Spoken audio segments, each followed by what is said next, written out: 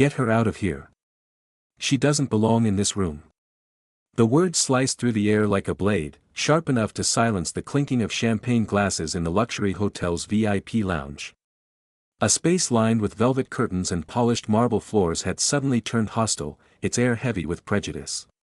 Deborah Wilkins, dressed in an elegant black suit tailored to perfection, froze for a moment.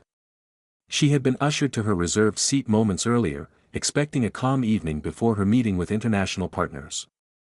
Instead, she now found herself the target of a wealthy white businessman's disdain. The manager, a tall man in a navy blazer with a forced smile, quickly approached.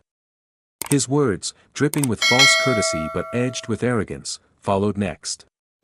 "Ma'am, I'm going to have to ask you to step outside. This lounge is for VIPs only." Gasps traveled across the room. Deborah felt every pair of eyes turn her way. Her secretary, a young woman named Alicia, clutched her notepad and whispered, "Ms. Wilkins, should I?" But Deborah raised a steady hand. "It's fine," she murmured, her voice calm yet heavy with unspoken fire. The manager's composure hardened. "Please don't make a scene. We don't want trouble in front of our important clients." His gaze darted toward the white man reclining smugly in Deborah's seat, already sipping from a glass of imported whiskey that had been set out for her. Outrage spread across the room in hushed murmurs. Some whispered, "Isn't that the Wilkins woman?" Others shook their heads, assuming she must have wandered into a place above her station. Alicia's voice trembled as she spoke. "Sir, you're making a mistake." But the manager cut her off with a raised hand. "Miss, I know how this looks. But this room is reserved for real VIPs." His emphasis on real dripped with venom. Security guards stepped forward, their presence looming. One placed a heavy hand on Deborah's arm. "This way, ma'am," he ordered. Her jaw tightened. The humiliation was not new, she had felt echoes of this before, in classrooms where teachers doubted her ability, in boardrooms where men dismissed her brilliance, in restaurants where service skipped her table. But here, in her own reserved space, the sting was sharper. A hush fell over the lounge as Deborah was guided toward the door. Patrons raised their phones, some recording, others too stunned to intervene. The white businessman smirked, tilting his glass toward her as if to toast her removal. "You see," he called out smugly, "this is why standards matter." The audacity burned deeper than the humiliation. As she walked toward the exit, Deborah's mind raced back to Sunday mornings in her grandmother's church. She remembered the choir's voices soaring above oppression, singing hymns of survival. She remembered her grandmother whispering, "When they push you down, baby, stand taller than ever before." And now, in this gilded room filled with contempt, those words rose again like a hymn in her chest. The guard released her at the threshold of the lounge, as if casting her out into the hall. Alicia tried to protest, her young voice breaking, but Deborah steadied her with a look. Calm, poised. The fire had not faded, it was only gathering strength. Turning back, she locked eyes with the manager. Her voice, quiet but cutting, carried through the room. "You just made the biggest mistake of your career." For a heartbeat, silence hung like thunder before a storm. The manager blinked, dismissing her words with a scoff. "You can make all the threats you want, ma'am, but in this hotel, we decide who belongs." And with that, he turned back to his important guest, smug in the false belief that his authority was untouchable. The crowd murmured louder now. Phones rose higher, red dots blinking as cameras captured every word, every expression, every drop of disdain in the room. Something was happening, a story was taking shape, and the world beyond these gilded walls would soon hear it. Deborah straightened her suit jacket, her eyes glowing with resolve. To the casual eye, she looked like a woman scorned. But beneath the calm surface, something greater was unfolding. Her grandmother's hymn echoed once more, "Stand taller, baby. Stand for us all." The humiliation was only the beginning, the hallway outside the lounge echoed with whispers and camera shutters. Deborah stood tall, her silhouette framed against the golden chandeliers, though her chest rose and fell with controlled fury. Alicia hovered at her side, tears brimming in her eyes, clutching the notepad like a shield. "Ms. Wilkins," she whispered urgently, "please, let me call your driver, or the board members, someone has to know what's happening right now. But Deborah lifted a calm hand. Her grandmother's lessons flowed back into her veins. Never rush when the enemy expects you to run. Hold steady, baby. Let their arrogance be the rope they hang themselves with. Inside the lounge, the laughter of the white businessmen drifted outward like smoke, choking the hallway with arrogance. "This is how order is kept," he declared loudly, his voice meant to carry to her ears. "Some people don't belong in these spaces, and it's about time someone reminded them." Phones were still up. Staff whispered nervously, unsure whether to obey the manager's orders or step back from the firestorm building before their eyes. The guard who had gripped Deborah's arm earlier shifted uneasily, now avoiding her gaze. He knew. Somewhere deep down, he knew something was terribly wrong. Deborah took a slow breath, her composure unshaken, and looked at Alicia. "Have you noticed how quickly arrogance reveals its own weakness?" she asked softly, her words layered with meaning. "All we have to do is watch." And then, like dominoes, things began to shift.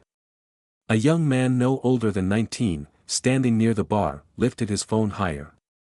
His Instagram live feed ticked upward, comments rolling in. "Y'all, you won't believe this," he said to his growing audience. "They just kicked this black woman out of the VIP lounge, for a white guy who took her seat. Look at her, she's dressed like a CEO, calm as stone, and they treated her like she doesn't belong. Watch this, y'all. History's about to happen." His live feed soared from 20 viewers to 200, then to 1,000 within minutes. Across the lounge, whispers gained voices. "Isn't that Deborah Wilkins?" someone said, half-hushed. "The Wilkins Enterprises CEO?" Another voice chimed in, "No, couldn't be, why would she be here, and why would they treat her like this?"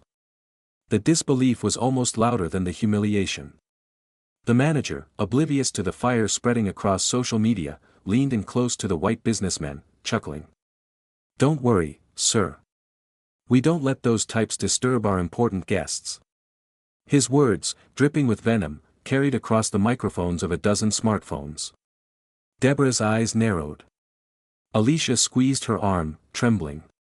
"He said it on camera, the whole world just heard that." Deborah nodded once, quietly. "Good. Let them see."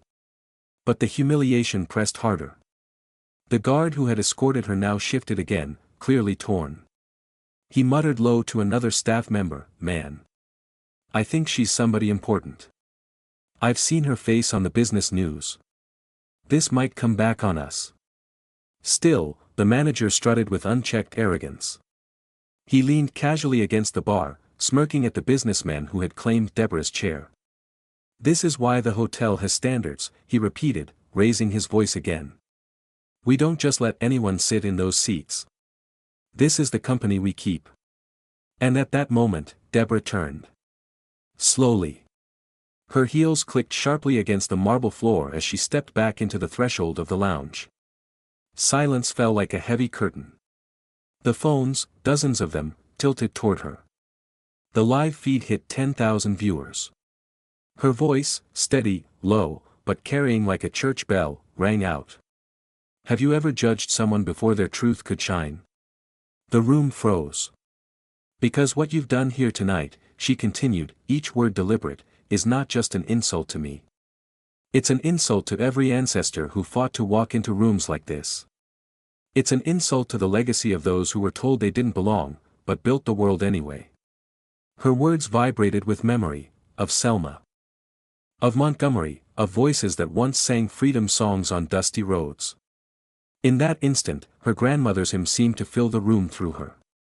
But the manager only scoffed, nervously hiding behind arrogance. "That's enough. Security, escort her off the property before this becomes a bigger scene." Before the guards could move, the teenager's live feed hit 50,000. Comments exploded, "That's Deborah Wilkins. The CEO of Wilkins Enterprises. He just made the biggest mistake of his career." The white businessman chuckled, still arrogant, still blind. "Let her go," he said, raising his glass dismissively. "She's not worth the trouble."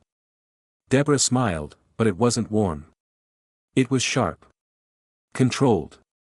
The kind of smile that warned of storms. She turned her head slowly to Alicia.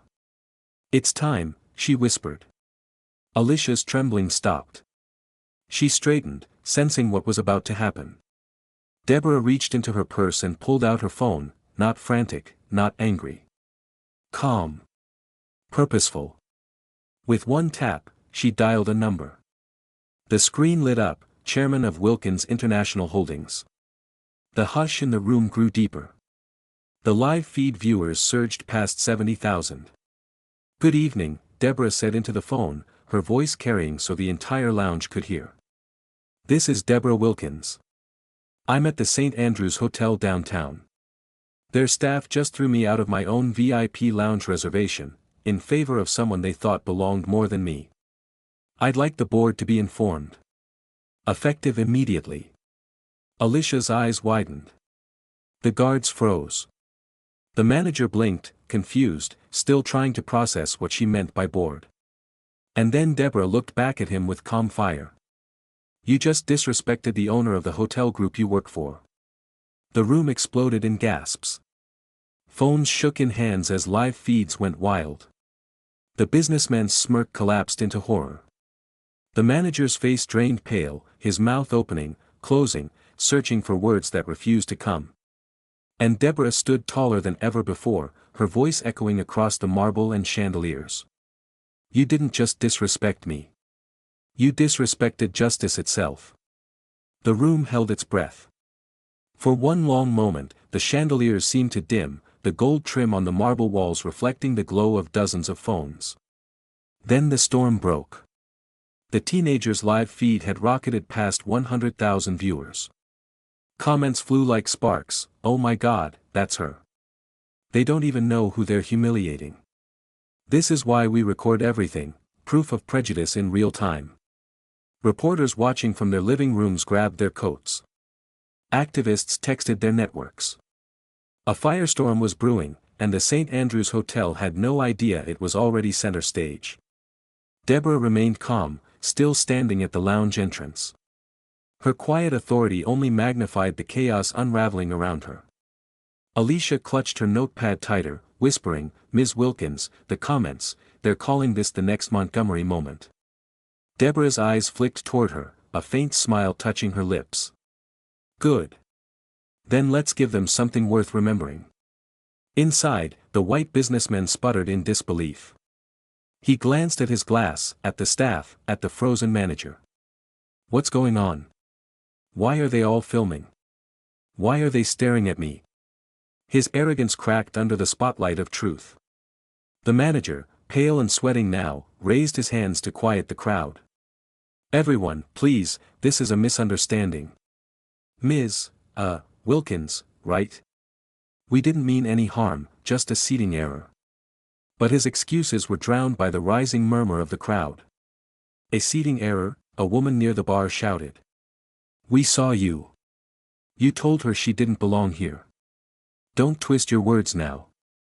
Another man lifted his phone higher, his voice strong with conviction. "I've worked in hotels for 20 years. That wasn't a seating error.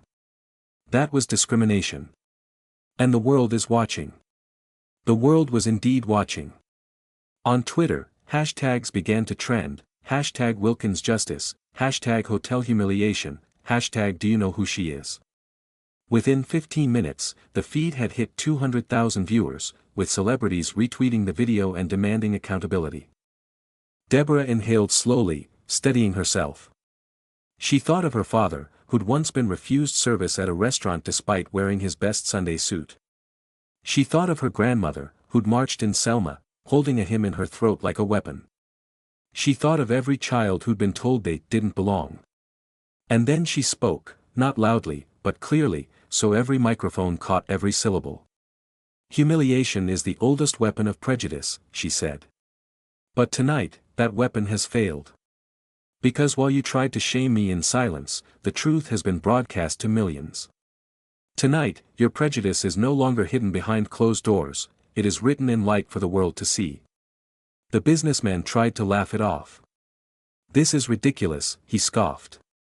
So what, she's rich. She's powerful.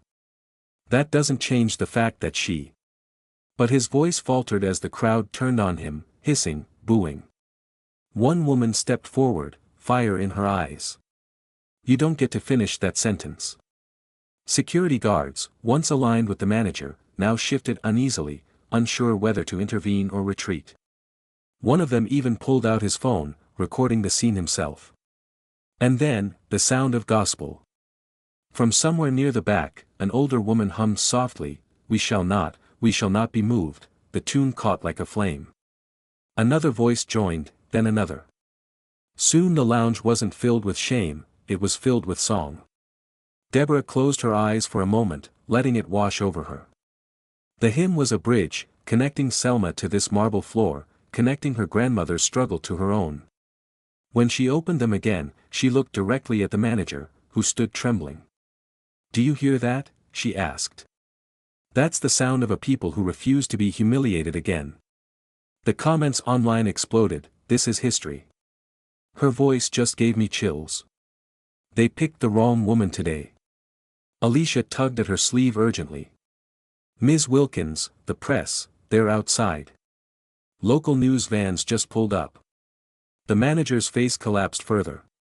He stammered, I didn't know, we didn't realize who you were." Deborah's voice cut like a blade. "That's the problem. You thought I was nobody. And if I were nobody, you still would have treated me this way. That is why this moment matters." The cameras loved her. She wasn't just a CEO anymore, she was a symbol, a figure carved from the same legacy as Rosa Parks, Fannie Lou Hamer, and Martin Luther King Jr. The businessman's smirk had long dissolved. He stood red-faced, shifting awkwardly, suddenly desperate to disappear into the velvet armchairs. Phones buzzed across the room with breaking news alerts, viral video, Black CEO denied service at St. Andrews Hotel. Civil rights leaders demand apology. The suspense grew unbearable. Would Deborah walk away? Would she press charges? Would she expose them right there, in front of the world? But instead, she simply turned her gaze back to Alicia, her voice steady. "Make sure they're all still filming," she said softly, her grandmother's hymn echoing in her ears. "Because the next words I speak will end this hotel as they know it." The crowd leaned in. Phones rose higher. Live viewers passed 400,000. And with the weight of history behind her, Deborah stepped forward, ready to deliver the blow. The chandeliers glittered above like false stars, but all eyes in the lounge were locked on Deborah Wilkins. Phones framed her every movement, as though the world had already chosen her as its heroine. The gospel hum still lingered in the air, soft yet unbreakable, a soundtrack of resilience.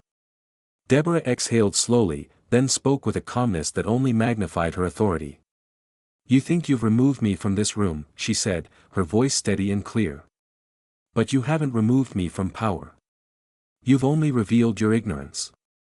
The manager swallowed hard, his knuckles white as he clutched his clipboard. "Ms. Wilkins, please, if you'll allow us a moment, we can." "No," Deborah interrupted, her tone slicing the air. "You had your moment. You chose arrogance. You chose prejudice. And now I choose truth." She reached into her leather satchel and pulled out a black folder embossed with gold lettering. The moment the cameras caught the gleam, the room erupted in murmurs. She laid the folder on the nearest table, opened it, and revealed documents bearing the name Wilkins International Holdings, the parent company that owned the St. Andrews Hotel. Gasps rippled like thunder. Phones zoomed in. The live feed chat exploded. "Wait, she owns it. This just flipped the whole story. Manager's about to faint." The manager staggered backward, his lips trembling. That's impossible. We report to the board of directors." Deborah locked eyes with him. "And I chair that board. Every policy. Every staff appointment. Every financial decision runs through me. So when you humiliated me, you didn't just disrespect a guest, you disrespected the owner." The businessman's jaw dropped open, color draining from his face. His arrogance collapsed into desperation. This can't be true. I was promised exclusivity. I was promised priority. My company pays premium contracts. Deborah tilted her head slightly, her voice carrying the calm weight of justice. You were promised fairness. Not supremacy. But I see now what you've truly been promised, privilege at the expense of dignity. Tonight, that promise ends. A woman in the crowd cheered loudly, lifting her fist. Another voice shouted, "Tell it, sister." And soon, the room vibrated with claps, affirmations, and chants. The hymn gave way to a rhythm of voices united behind her.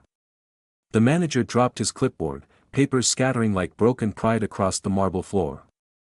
He tried to stammer an apology, but Deborah raised her hand. Don't waste this crowd's time with hollow words. Apologies don't erase humiliation. Apologies don't undo history. Action does. Her assistant Alicia stepped forward, holding up her phone. Ms. Wilkins, she said, we're at 600,000 live viewers. The board is already messaging me. They want your directive. Deborah nodded. Then let the world hear it. She turned back to the staff, her voice carrying the power of generations. As of this moment, every employee who participated in this discrimination is suspended pending termination. Effective immediately. The room froze. The manager's knees nearly buckled. The businessmen sputtered, You can't do this in front of everyone, this is outrageous. Deborah's gaze was like steel. What's outrageous, she said, is that in the year 2025, a black woman can still be told she doesn't belong in a building she owns. What's outrageous is the arrogance that thinks money buys dignity. What's outrageous is silence in the face of prejudice. And I will not be silent. The crowd roared, clapping, cheering, shouting her name. Some were crying openly, the weight of history pressing down and lifting up at the same time. Social media caught fire. News tickers updated in real time, CEO fires manager on the spot during viral hotel confrontation. St. Andrew's Hotel collapse begins live on stream. The businessman grabbed his jacket, furious, but no longer confident. He tried to storm past Deborah, but a line of bystanders blocked his way. Not so fast, one man said, phone still filming. You'll stay and face what you started. Deborah didn't even look at him. Her focus was on the cameras, on the millions now watching. She raised the folder once more, her words deliberate. This hotel stands on the legacy of my family. My father worked his way out of poverty by laying bricks for hotels he could never afford to stay in. My grandmother washed linens in basements of establishments where she wasn't allowed to dine. And now, I own the very rooms where they were denied. But today proves ownership isn't enough, reform is required. The crowd erupted again, thunderous applause crashing against the marble walls. The manager finally collapsed into a chair, face in his hands. His career, his pride, his future, shattered in 9 minutes of prejudice exposed to the world. And yet Deborah wasn't finished. Her voice grew stronger, richer, every sentence like a gavel striking wood. This moment isn't just about me, she declared. It's about every black guest who has been doubted, denied, dismissed. It's about every worker overlooked. Every customer ignored, every child told they didn't belong. Tonight, their voices speak through mine. And this hotel will never silence them again. Phones buzzed with more alerts. The live viewership crossed 1 million. Civil rights leaders tweeted messages of solidarity. A senator even posted, "History is being made in that hotel tonight." Deborah closed the folder and placed it gently back in her satchel. Then she looked directly into the nearest camera. You didn't just disrespect me, she said, her voice ringing with power. You disrespected justice itself. And justice always answers. The crowd erupted again, this time not just with applause, but with the stomp of feet, the chorus of voices, the energy of a movement being born in real time. And as the sound rose like thunder, the live stream hit 1.5 million viewers. The hotel was no longer just a building. It had become a battlefield. The VIP lounge no longer felt like a sanctuary of wealth. It had transformed into a courtroom, a church, and a battlefield, all at once. The crystal chandeliers no longer gleamed with luxury, they hung like glaring spotlights, exposing every flaw in the system that had just humiliated Deborah Wilkins. She stood tall in the center, the black folder still at her side, her gaze unwavering. The murmurs of the crowd swelled, but Deborah's voice cut clean through the noise, calm yet commanding. "Some of you may think this was an isolated incident," she began, eyes sweeping across the room. "But it wasn't. What happened here tonight, what you all witnessed, is a reflection of a system that has allowed discrimination to hide behind policies, procedures, and polished marble floors." Gasps and nods moved through the audience. The manager raised his head, pale and desperate, but said nothing.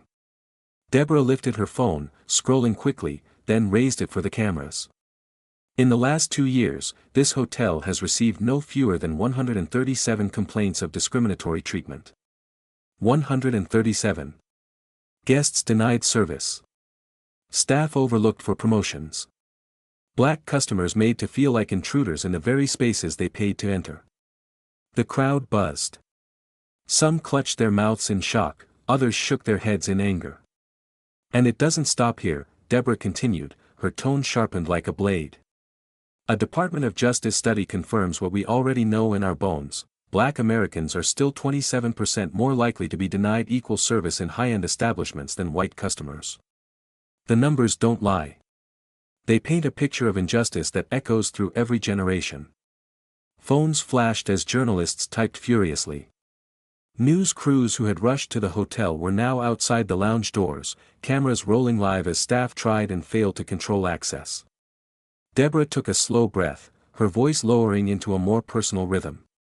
"My grandmother once told me," she said, "that dignity isn't given by fancy clothes, or jewels, or white tablecloths. Dignity is the birthright of every human soul." And yet, here we are, in 2025, still fighting for that birthright in places built with our money, maintained with our labor, and profiting from our presence.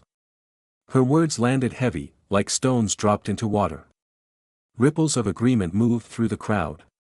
A middle-aged woman near the front wiped tears from her eyes, whispering, "Lord, she's right."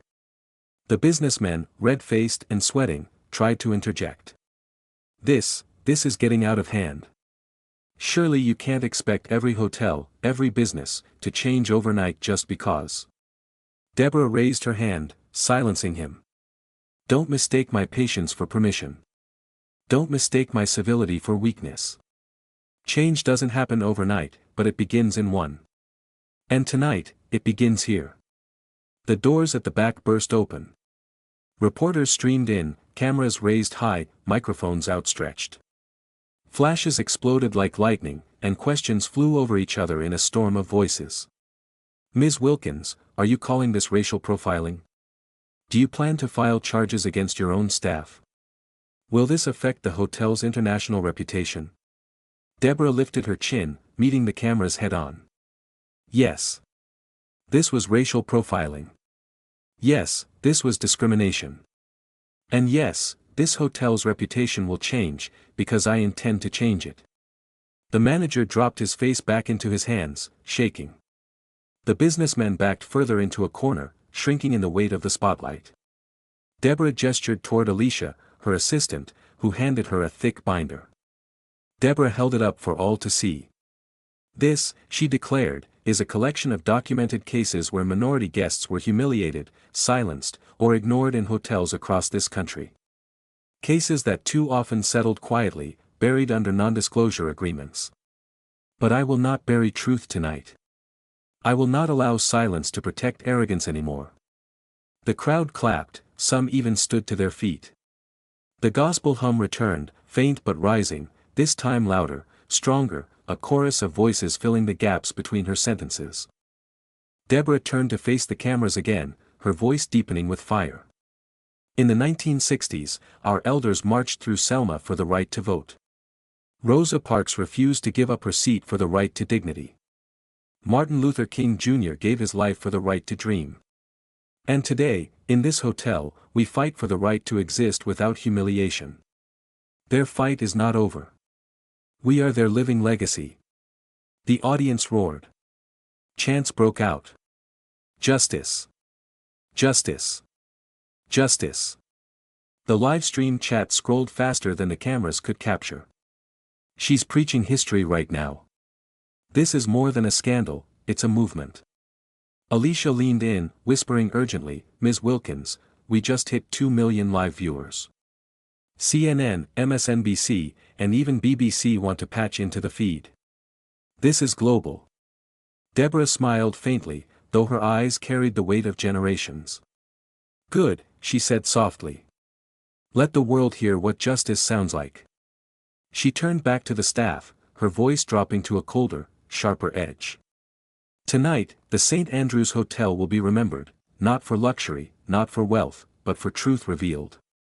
And every chain in this industry will feel the pressure to reform, or they will crumble under the weight of their arrogance. The businessmen stumbled forward, desperation replacing arrogance. Please, Ms. Wilkins, Deborah, surely we can come to an agreement. I'll donate. I'll apologize publicly. Just don't destroy everything. Deborah's gaze was like fire. You don't negotiate your way out of justice. Justice isn't for sale. And tonight, you will face it. The crowd erupted again, their chants echoing louder than ever.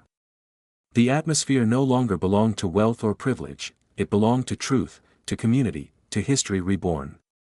And Deborah Wilkins, standing tall in her grandmother's pearls, held the world's attention in her hands. The VIP lounge was no longer a room.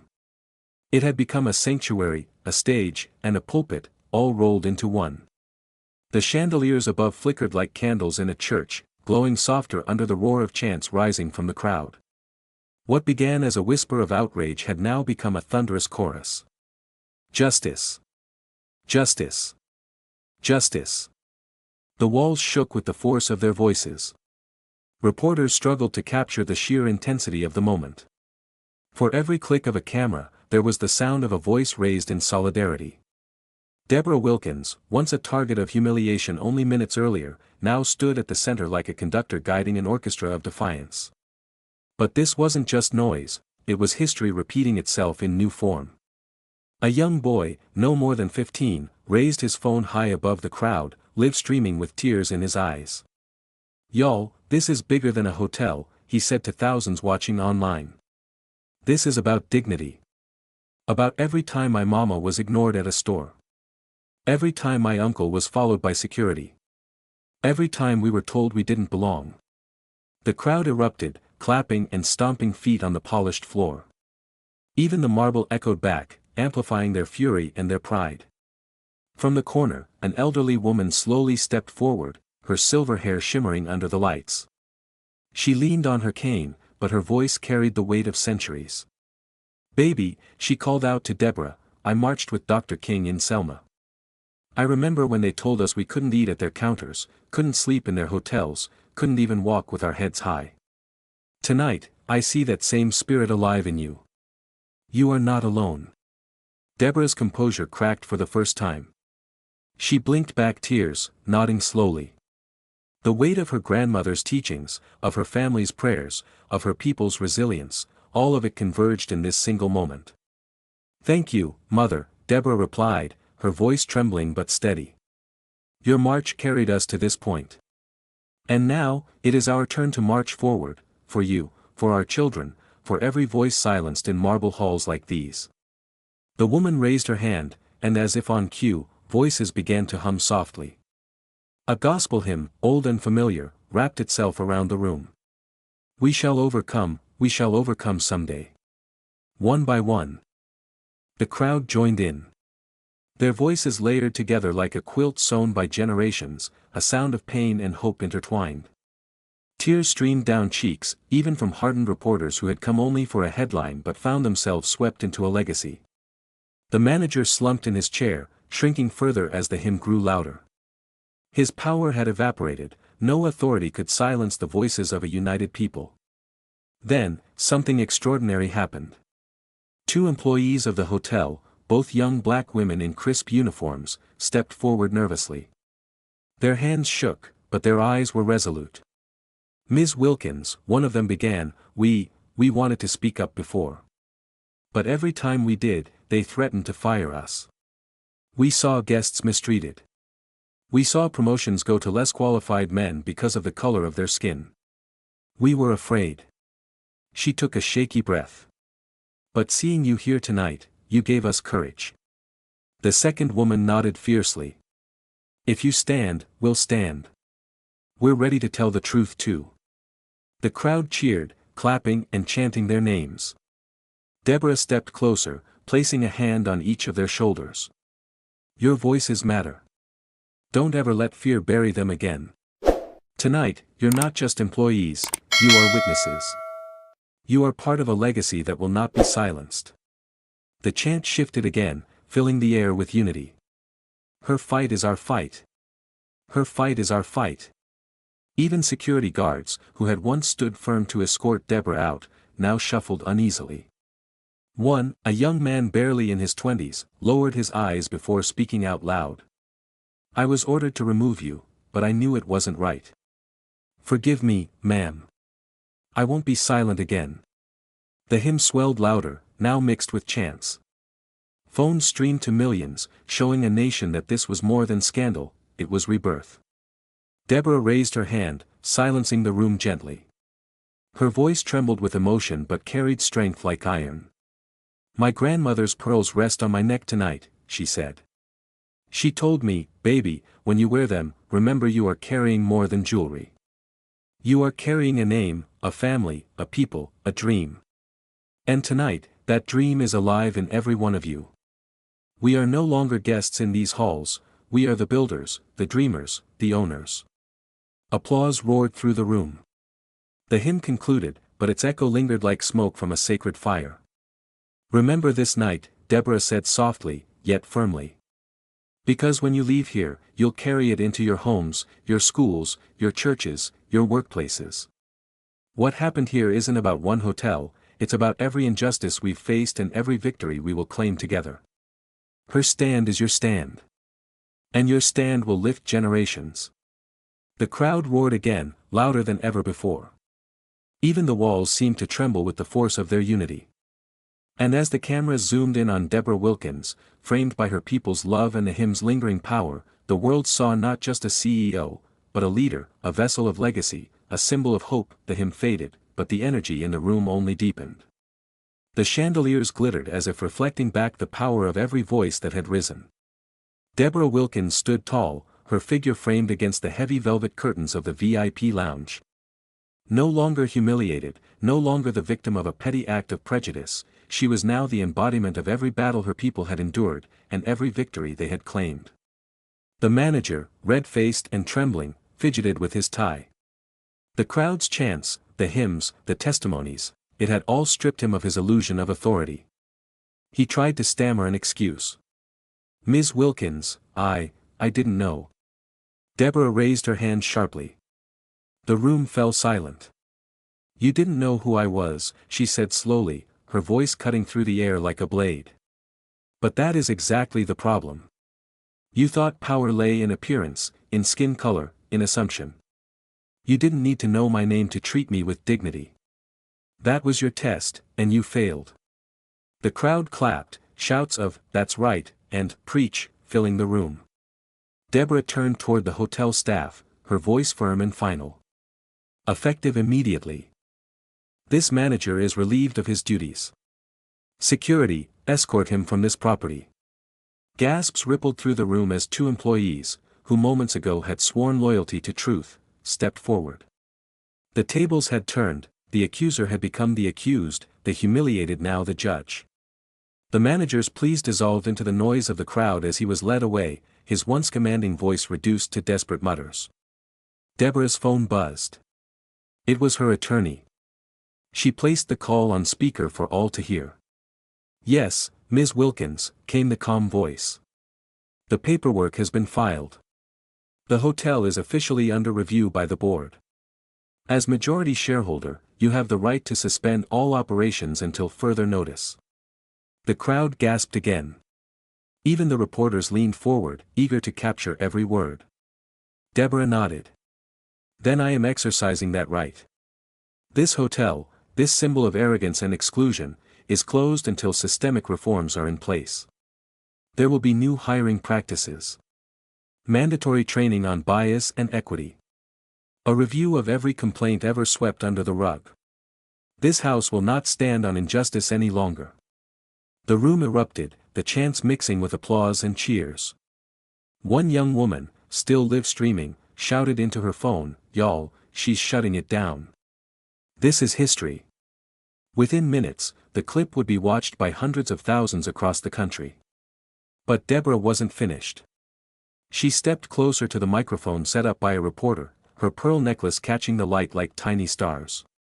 "My grandmother once told me," she began softly, "that dignity is not given by titles, or by wealth, it is born within us, carried through every trial, every march, every prayer. Tonight, I was reminded that respect denied to one of us is a wound to all of us. But when one of us rises, we all rise." The crowd stood still, hanging on every word. "This is bigger than a hotel," she continued. "This is about every door slammed in a black mother's face. Every time a child was told they didn't belong in a classroom. Every time someone in a uniform decided our worth before hearing our voice. Tonight, I say, no more. Tonight, I say, the march continues." The elderly woman with the cane, the one who had spoken earlier of Selma, began to weep openly. "Glory, glory, hallelujah," she whispered, raising her hand skyward. The gospel hymn returned, stronger this time, joined by the voices of all present. Even reporters lowered their cameras, tears glistening in their eyes as they sang along. "Deep in my heart, I do believe, we shall overcome someday." Deborah closed her eyes for a moment, letting the music wash over her. When she opened them, she addressed the crowd one final time. "Tonight is not the end, it is the beginning. Because every time injustice rears its head, there must be a Deborah, a voice willing to stand, to refuse silence, to claim what is right. My voice tonight may carry far, but yours will carry farther. Remember this, one voice can lift generations." The crowd thundered in response. The chant rose again, shaking the walls and traveling through the air like a storm. "Her stand is our stand. Her stand is our stand." Deborah stepped down from the small platform, embraced by community members, staff, and strangers alike. The hotel was no longer just a building. It had become a battlefield of truth, and tonight, truth had won. The cameras captured the final image, Deborah Wilkins walking out of the grand lobby, surrounded by her people, bathed in golden light from the chandeliers. The manager's absence spoke louder than his presence ever had. The hotel doors closed behind her, not as a mark of exclusion, but as the symbol of a new dawn. The world would replay that image for weeks to come, a black woman, pearls on her neck, dignity in her stride, power in her words, walking into history. And somewhere in the chorus of gospel, in the tears of elders, and in the fire of the youth, the truth was undeniable, her stand had lifted them all.